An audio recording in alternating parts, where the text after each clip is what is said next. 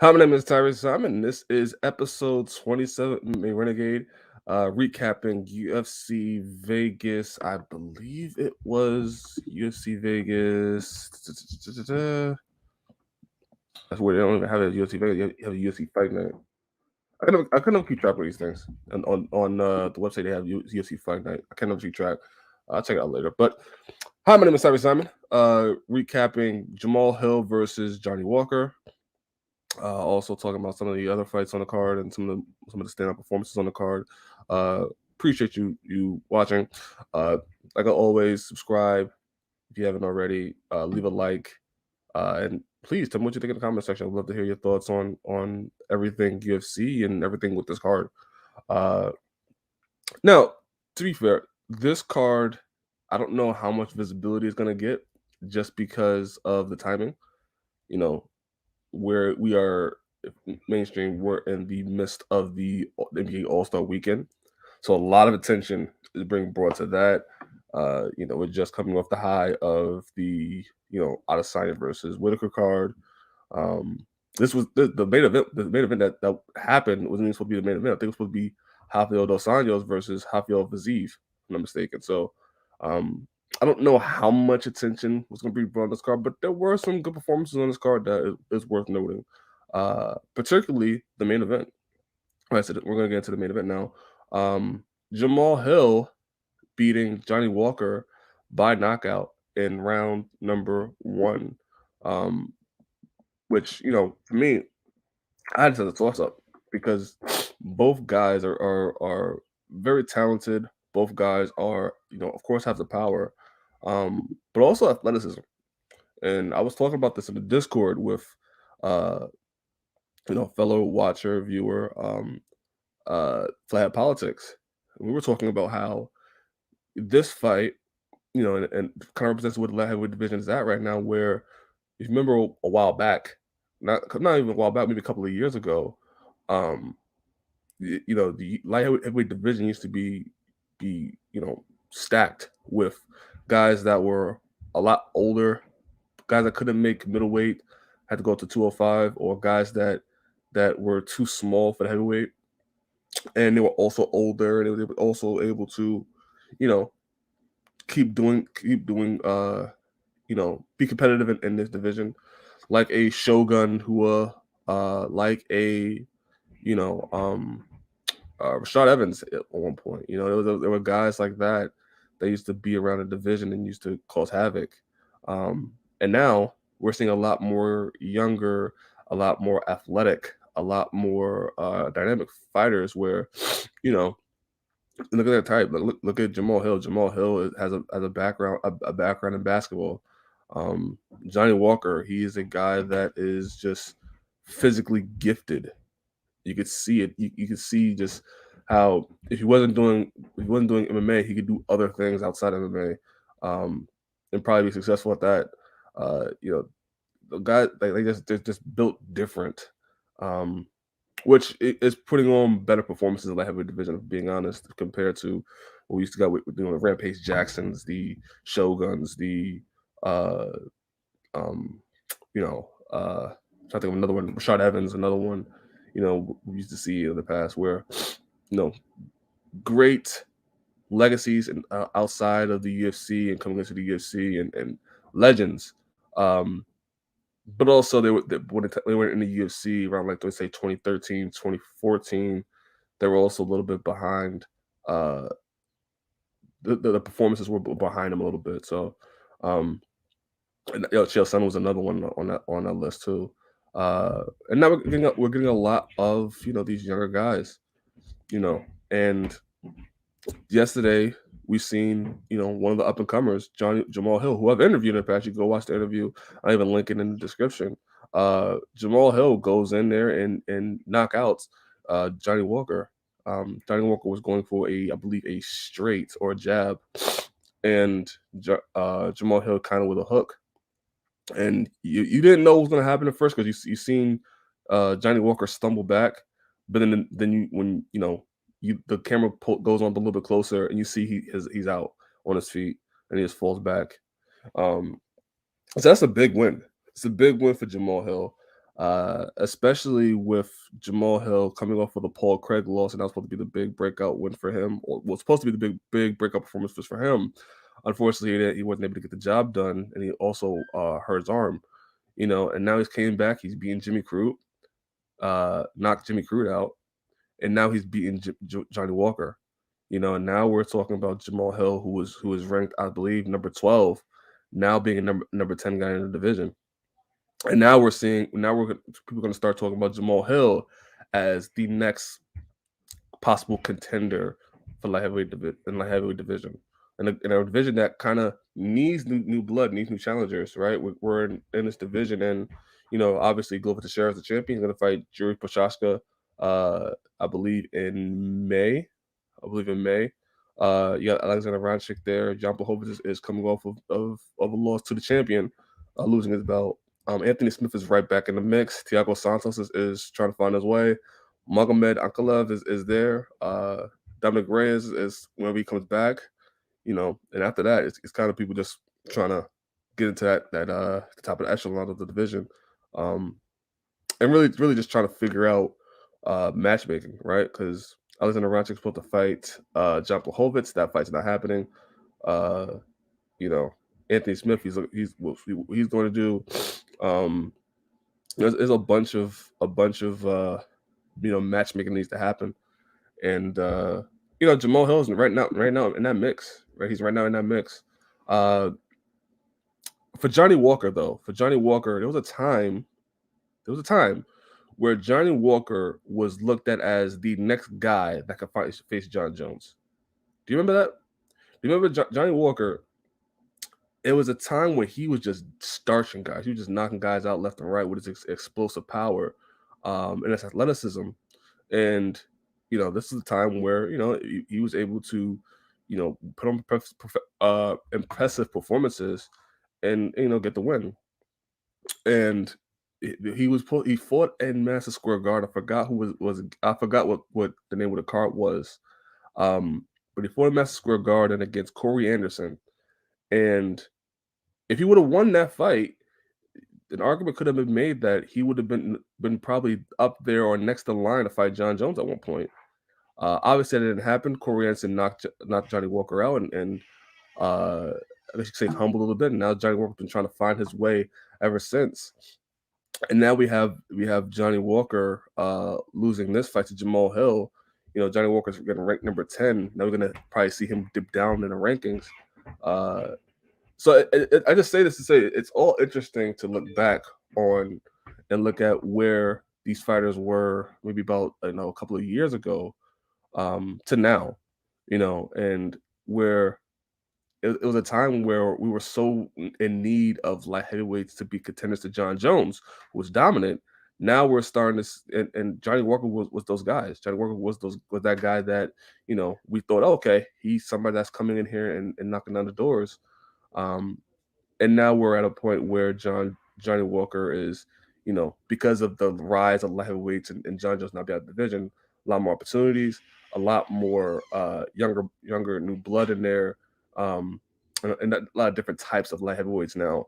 Kind of changes the trajectory of Johnny Walker now to where Johnny Walker has to kind of find his way in the division now, against the Jamahal Hills, against the Magomed Ankalaevs, and therefore, so that's one of the underlying storylines about is just where Johnny Walker is heading in his UFC career. For Jamahal Hill, I think Jamahal Hill, while he can fight somebody within the top 10, I think the better fight for him would be against a guy like Ryan Spann. And the reason why I think Ryan Spann and Jamahal Hill have a history, if you follow Jamahal Hill talked about wanting to fight Ryan Spann, and Ryan Spann turned him down because he thought that it was beneath him. And now Ryan Spann is ranked below Jamahal Hill, and Ryan Spann is also coming off a loss of Anthony Smith. So he also has that where he fought one of the top guys in the division. He lost, but he still has that claim that he fought Anthony Smith. So he fought somebody in the upper echelon of the division, and he also has good striking, and he also has good wrestling. Um, but I like that fight is not unwinnable for Jamahal Hill either, right? So it's a test for Jamahal Hill to see how he does against somebody that has grappling, somebody that has striking. Uh, and I think Jamahal Hill, with that backstory of just them not being able to fight before, and kind of Ryan Spann in a way big dogging Jamahal Hill, I think that's a good fight. It's a good fight. I think that could also be a main event for Jamahal Hill and Ryan Spann, who also have fought a main event before. Uh, so I think that's a fight you go. Other than that, you could go Volkan Ozdemir. Yeah, that's a fight you could always go. But I think Ryan Spann's the one. I think Ryan Spann's a good fight, and I think there's a good story behind that to where you could put that on the main event of a fight night. And for Johnny Walker, man, Johnny Walker, we're gonna see. Johnny Walker's gonna have to fight, in some of either outside of the rankings or somebody within the top maybe 15 to to 12. We'll know what the rankings get done on Tuesday. Uh Maybe you do Johnny Walker versus Ian Cutelabra. Maybe you find somebody else outside of light heavyweight division rankings, and put him against that. But Johnny Walker is definitely going to have to take a step back, and have to fight his way back into probably getting back into being a contender in the UFC lightweight heavyweight division. Um, yeah. Other than that, it was a good fight night. It was some good quality fights. Other than that, there was Jim Miller. Jim Miller beating, I believe his name is Nicholas Mota, right? I think his name is Nicholas Mota. Uh, yeah, Nicholas Mota. Nicholas Mota by knockout. Johnny Walker. I mean, Jim Miller still doing the thing. Still successful with his longevity. I believe he is right now. I want to say I believe he's in his upper 30s. He's 38. He's 38 years old. He'll be 39 in August. Um, hell of a career, hell of a guy. Being able to still do incredible things at his age, where a lot of people, a lot of fighters, once they hit like that 36, 35 part of part of their lives in the years, especially in MMA and combat sports, you start seeing the decline. And while he's lost some fights, in the last, you know, I think it was his last loss was in last year. His last loss was last year in April. In April. And then before that he lost in August of 2020. Uh but he's proven that he still has it in him. He's won 2 fights back to back by knockout. Um He beat Eric Gonzalez in October 16th, and then now he's beating Nicholas Mota. Uh, 2 guys that were coming into the UFC, and looking to get a big name uh, on their record, and Jim Miller turned them back. And Jim Miller, I think, now ties Donald Cerrone for most wins in the UFC. So naturally, I would think the UFC would try to do Donald Cerrone versus Jim Miller if Donald Cerrone beats Joe Lozon. I know they fought before. They fought in 2014. Donald Cerrone won, but I think now is a different time, and I think now also, there is a story there, and you could put that as a co-main event of a UFC fight night, or hell, you can even put that on a main card of UFC pay per view. Who if Donald Cerrone was to beat Joe Lozon? That's a big if. If he was to beat Joe Lozon, now you have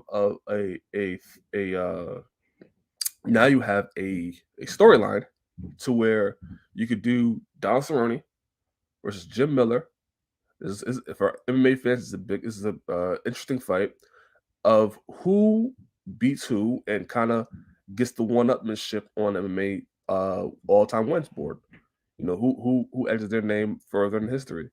Obviously Don Cerrone wins. He's gonna be, I think, 24 wins to Jim Miller 23. But there is a story there to where both of them are at the top of the top of the top of the best, all the most wins in the UFC record book. That could definitely be a fight where it could bring intrigue for MMA fans to see like who who etched their name further in history.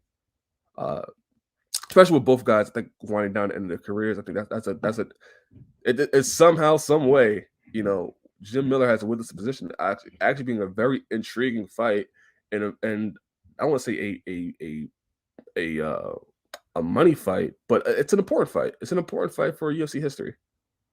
It's an important fight for UFC history. So I think that's a really good route to go. If again Don Cerrone beats Joe Lozano, which again is a big if. Joe Lozano is still a problem. Um, other than that, there was some other fights on the card real quick. Just running down real quick. Kyle Dawkins beat Jim Pickett by Darce choke. Uh, yeah, you have Juwan Buckley beating Abdul Razak Alatan. Uh, split decision. Interesting to see where Juwan Buckley's career is going.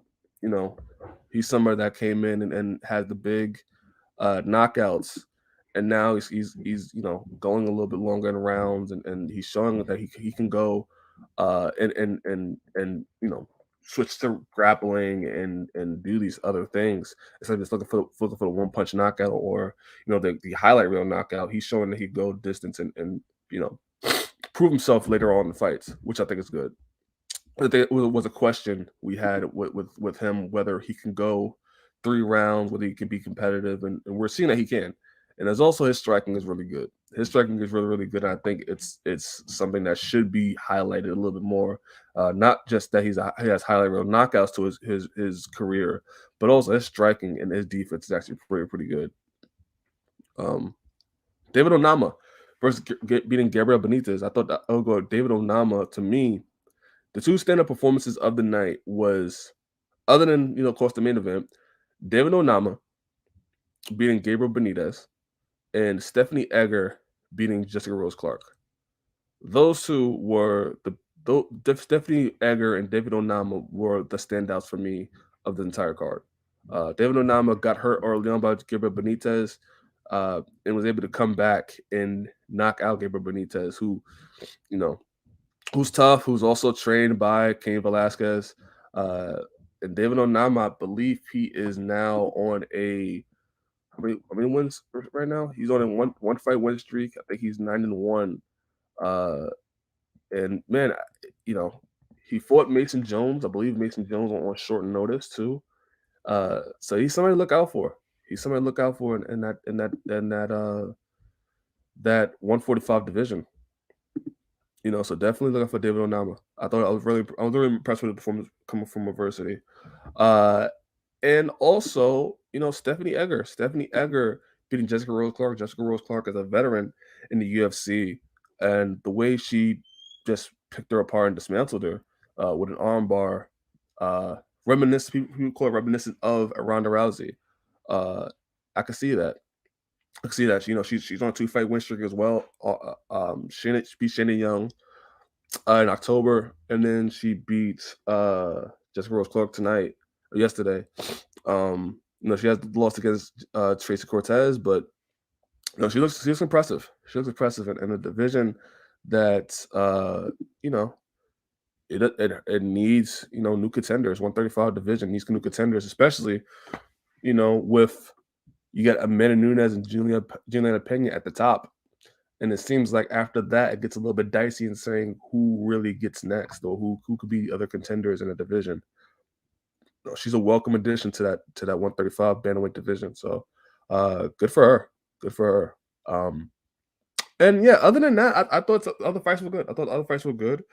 If I had to grade this card, and you guys could keep your grading in the comment section, I would give it a solid B. I would do a solid B. I think there's some good quality fights on there. There's good quality performances on there. The main event, I thought Jamahal Hill put on a good performance and a highlight reel knockout, in my opinion. Jim Miller going through adversity of his age and still being able to age with wine and have put on these great performances against these younger guys. David Onama, Stephanie Egger. Yeah, I think this card, you got some guys you can look out, guys and gals you can look out for in the future. And then there were some good performances, some good highlight reel knockouts you'll go back and watch on social media or go back and watch the event itself. So to me, I think it's a solid B. to me and Saudi. But please let me know what your thoughts are in the comment section. Please let me know what your grade is for the show, and also please let me know what you think about Jamahal Hill. What do you think Jamahal Hill should be the guy to fight someone within the top 10? Maybe Ozdemir, maybe a Dominic Reyes when he comes back, or maybe like I said, Ryan Spann. I think Ryan Spann is a good matchup. I think that's somebody that has a storyline with him. There's a back history that you could go to. You could go to how they were supposed to fight each other. Jamahal Hill wanted that fight, and Ryan Spann said, he kind of big dogged him and said, "No, we're not going to do that fight because you're beneath me." And now we're seeing Jamahal Hill in the top 10 and Ryan Spann below him. So now there is that contrast of what used to be. And I think that's also a good test for both guys too. So I like that fight a lot, and that could be a 5-round main event on UFC Fight Night. So, but that's it. That's it for today. I hope you guys enjoyed this episode. I will be back next week to cover Bobby Green versus Islam Makhachev. So yeah, we'll see how that goes. I got Islam Makhachev saying it right now. I think Islam Makhachev beat Bobby Green, but Bobby Green has surprised us before, so who knows? Signing off today, my name is Tyriece Simon. This has been